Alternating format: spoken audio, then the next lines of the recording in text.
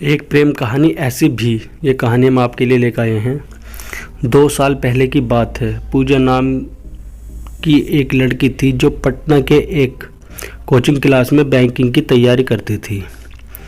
पूजा की coaching class के नीचे एक छोटा सा रेस्टोरेंट था। पूजा और उसकी फ्रेंड अक्सर क्लास के बाद उस रेस्टोरेंट में चाट या छोले भटूरे खाने जाया करती थी, क्योंकि उस रेस्टोरेंट के चाट और छोले भटूरे काफ़ी फेमस थे।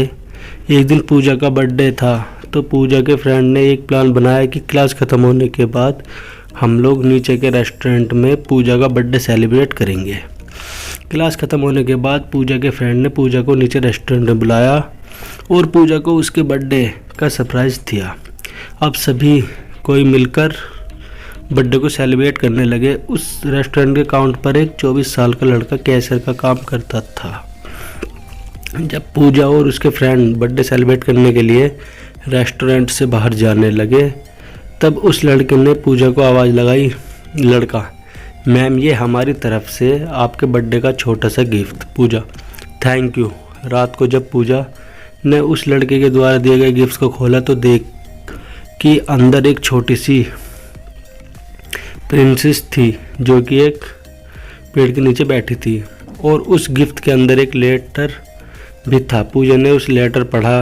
उसमें लिखा था: पूजा, आप बहुत ही मासूम और प्यारी हो। जब भी आप रेस्टोरेंट में आती हो तो मेरी नज़र सिर्फ आपके चेहरे को ही देखती रहती हैं। आपकी मुस्कुराहट को देखकर मेरी भी चेहरे पे एक चमक आ जाती है। वैसे मेरा नाम रोहित है। अगले दिन जब पूजा और उसकी फ्रेंड रेस्टोरेंट में आए तो काउंटर पर बैठा रोहित पूजा की तरफ ही देखा, लेकिन पूजा ने अपनी नज़रें झुका ली और अपने फ्रेंड से बातें करने लगी।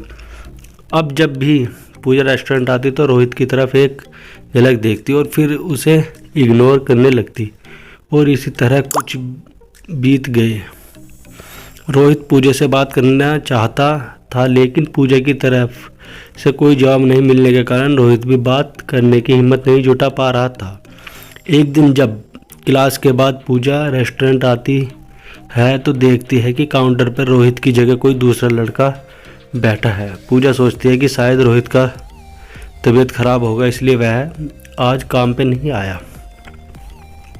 लेकिन देखते ही देखते एक सप्ताह बीत जाता है।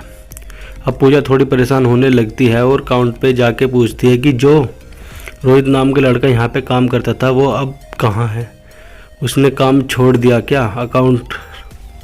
काउंटर पर बैठा लड़का पूजा को कहता है कि नहीं, रोहित भैया ने काम नहीं छोड़ा, मालिक ने उसे मार्केट वाले रेस्टोरेंट पर भेज दिया है। अगले दिन पूजा उस मार्केट वाले रेस्टोरेंट पर जाती है तो रोहित देखकर उसे चेहरे पे एक मुस्कुराहट दिखने लगती है। रोहित पूजा को देखकर तुरंत काउंटर से बाहर आता है और कहता है, मैम, आप यहाँ पे और आपके फ्रेंड नहीं आए? पूजा: नहीं, बात ऐसी है कि मैं कुछ काम से मार्केट आई थी और मुझे थोड़ी भूख लगी थी तो मैं यहाँ आ गई। रोहित: अच्छा किया मैम, आप बैठो, मैं आपके लिए कुछ लेकर आता हूँ।